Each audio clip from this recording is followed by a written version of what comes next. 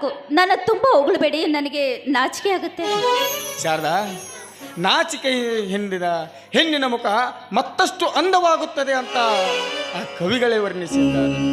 ಶಾರದಾ, ನನ್ನ ಜೀವಾಳದ ಬಯಕೆ ನೀನು, ಜನುಮ ಜನುಮದ ಕನಸು ನೀನು, ನನ್ನ ಒಲುಮೆಯ ಇಂಪನ್ನು ಹೀರಿ ಬೆಳೆದ ನನ್ನ ಪ್ರೀತಿಯ ಕೆಂಪು ತೋಟದ ಕಂಪು ನೀನು. ನಿನ್ನ ಸೌಂದರ್ಯದ ಇಂಪಿನ ಸೊಂಪನ್ನು ಆಸ್ವಾದಿಸುವ ಅವಕಾಶ ಈ ಆಕಾಶನಿಗೆ ನೀಡು ಬಾ ಶಾರದಾ. ನೋಡಿ, ಬರ್ತಾ ಬರ್ತಾ ನೀವು ತುಂಬ ಕವಿ ಆಗ್ತಿದ್ದೀರಾ. ಸಾಕು ನೀವು ಕವಿಗಳಾಗಿ ಹೊಗಳಿದ್ದು. ಮೊದಲು ಈ ಹಾಲನ್ನು ಕುಡೀರಿ.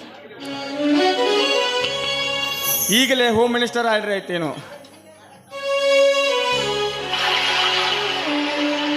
ಏನೇ ಶಾರದಾ, ಈ ಹಾಲಿಗೆ ಸಕ್ಕರೆನೇ ಹಾಕಿಲ್ವಲ್ಲ?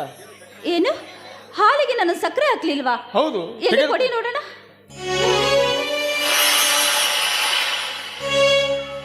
ಯಾಕ್ರಿ ಇಷ್ಟು ಸುಳ್ಳು ಹೇಳ್ತೀರಾ? ಹಾಲಲ್ಲಿ ಸಕ್ಕರೆ ಇದೆ ಅಲ್ಲ? ತಾಯಿಲಿ ನೋಡೋಣ.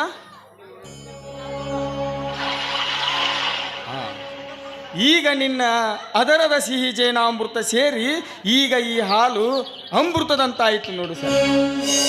ಅಬ್ಬಬ್ಬಾ, ನೀವಂತೂ ತುಂಬ ತುಂಟರು. ತುಂಟತನ ಮಾಡೇ ತಾನೇ ನಿನ್ನನ್ನು ನಾನು ಪಡೆದಿದ್ದು. ಅದಕ್ಕಲ್ಲ ನಾನು ಒಪ್ಪಿದ್ದು.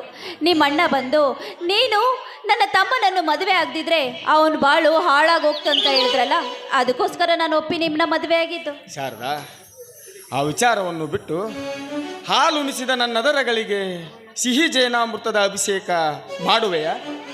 ಅಭಿಷೇಕ ಯಾಕೆ, ಮಹಾಮಜ್ಜನವನ್ನೇ ಮಾಡ್ತೀನಿ. ಯಾಕಂದರೆ ಪ್ರಥಮ ರಾತ್ರಿ ಅನ್ನೋದು ಹೆಣ್ಣಿಗೆ ತುಂಬ ಅತ್ಯಮೂಲ್ಯವಾದ ದಿನ.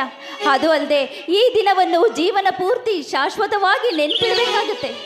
ಹೌದು ಶಾರದಾ, ಇಂದು ನಮ್ಮಿಬ್ಬರ ಅಮೋಘ ಮೊದಲನೆಯ ಪ್ರಥಮ ರಾತ್ರಿ. ಈ ಪ್ರಥಮ ರಾತ್ರಿಯ ದಿನದಂದು ನಾವಿಬ್ಬರು ಕೂಡಿ ಸ್ವರ್ಗ ಸುಖದ ಬಾಗಿಲು ತಟ್ಟೋಣ ಬಾ.